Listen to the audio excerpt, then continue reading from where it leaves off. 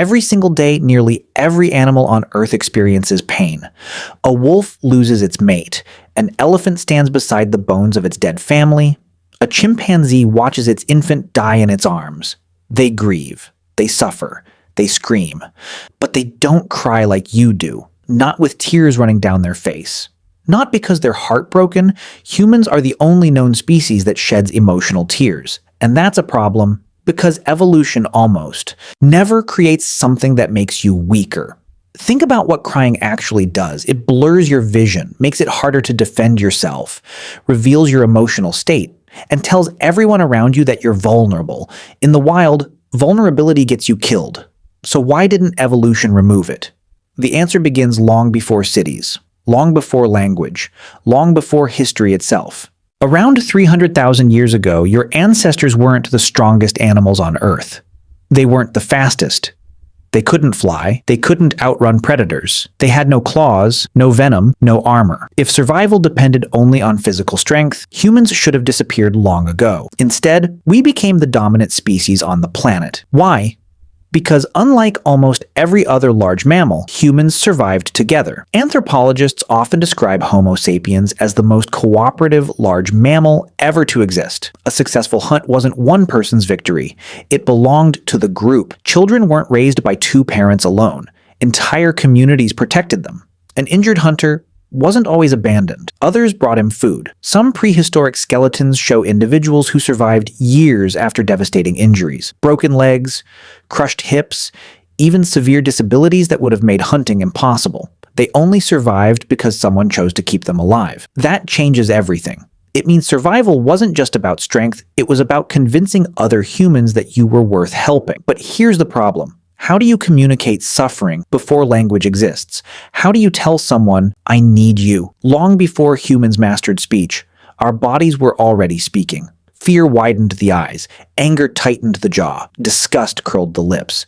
These expressions communicated emotion almost instantly. Charles Darwin noticed something remarkable when he published The Expression of the Emotions in Man and Animals in 1872. Facial expressions looked astonishingly similar across cultures. People separated by oceans, who spoke completely different languages, still recognized sadness, fear, joy, and anger. Darwin believed these expressions weren't learned. They were inherited, a biological language written by evolution itself. But there was one expression Darwin couldn't fully explain: tears. Not tears caused by smoke, not tears from cutting onions. Emotional tears. No other mammal seemed to produce them, which raised a question scientists would spend the next century trying to answer. Why would evolution invent water to express sadness? For decades, nobody knew. Then an Israeli evolutionary biologist named Oren Hassan proposed an idea that completely changed the conversation. He argued emotional tears weren't designed to make you stronger. They were designed to change the behavior of everyone around you. Think about what happens the instant someone starts crying. Your voice changes, you become quieter, less aggressive, more careful. Psychologists have repeatedly found that people are significantly more likely to comfort, forgive, and help someone who is crying than someone showing the same emotion without tears. A single tear can completely transform another person's behavior. That's extraordinary, because tears don't protect your body. They influence another person's mind. In other words, emotional tears may be one of the oldest social technologies ever evolved. Instead of saying, I'm in danger, they say, I can't survive this alone. And for early humans, that message could mean the difference between life and death. But then another mystery appeared. If tears evolved as a signal for other people, why do humans cry when nobody else is watching? Why do people cry inside empty bedrooms, late at night, with the lights turned off, when no one can possibly respond? That shouldn't happen. A survival signal is useless if there's nobody there to receive it. For years, scientists couldn't explain it, until neuroscience revealed something unexpected. Because crying was never only about communication, it was also about what happens inside your own brain.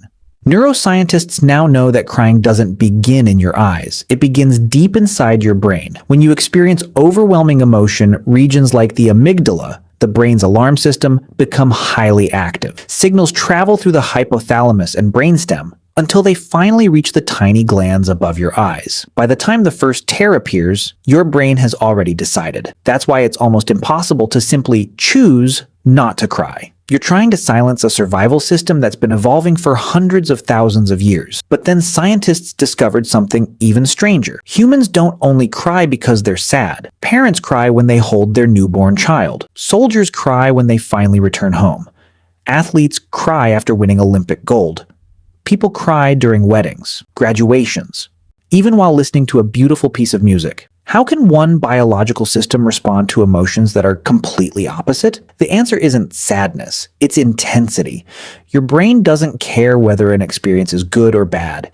It cares whether it's emotionally overwhelming, when an experience becomes too powerful for the brain to process normally. Crying may help transition the body from extreme emotional arousal back toward balance. Notice what happens after you've cried for several minutes. Your breathing slows, your muscles relax, your heartbeat gradually settles. Many people describe feeling emotionally lighter. Scientists still debate exactly why this happens, but the pattern appears across cultures all over the world. Then another discovery complicated the story even further.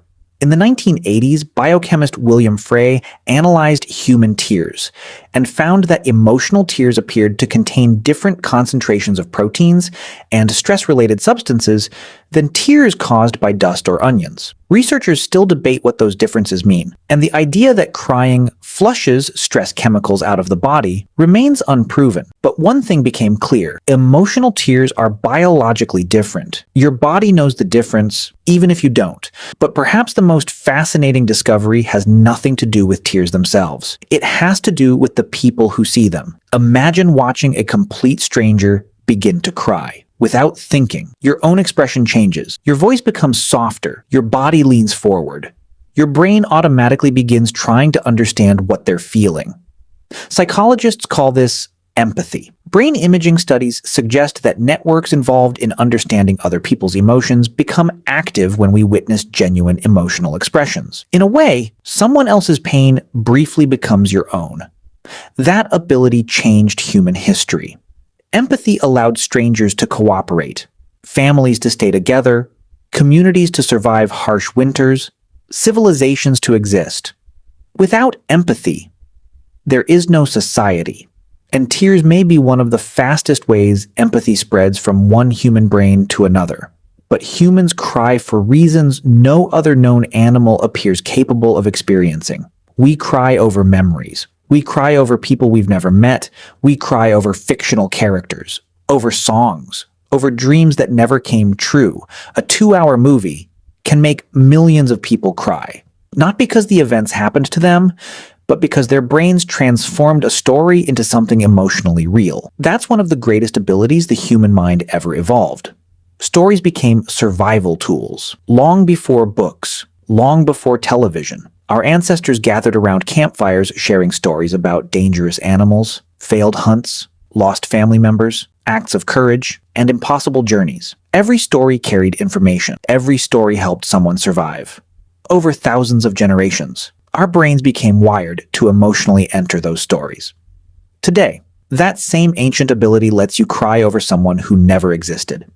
A character, a song, a memory, or a future you'll never have. Maybe that's why emotional tears survived evolution. Not because they're efficient, not because they're practical, but because they connect human beings in a way almost nothing else can. For centuries, many cultures taught that crying was weakness, especially for men. Yet history tells a different story. Some of the greatest leaders, artists, scientists, and explorers ever recorded openly wept during moments that defined their lives. Not because they lacked courage, but because they were deeply connected to the people and ideas that gave their lives meaning. Perhaps strength was never the absence of emotion.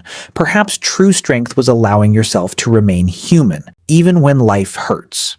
So, why are humans the only animals that cry? The honest answer is, we still don't know completely. Science has uncovered pieces of the puzzle. Evolution explains why tears may strengthen cooperation. Neuroscience explains how the brain creates them. Psychology explains how they shape relationships. But no single theory explains everything. And maybe that's exactly what makes emotional tears so extraordinary. Because they're more than water, more than biology, more than evolution. They're evidence that somewhere inside the human mind, love can become visible, loss can become visible, hope, gratitude, fear, relief can all become visible without a single word being spoken. For hundreds of thousands of years, human civilizations have been built on language. But long before we ever learned to speak, our tears were already telling the people around us something words never could. I can't carry this alone. And perhaps the reason only humans cry is because no other species has ever learned to carry each other, quite the way we do.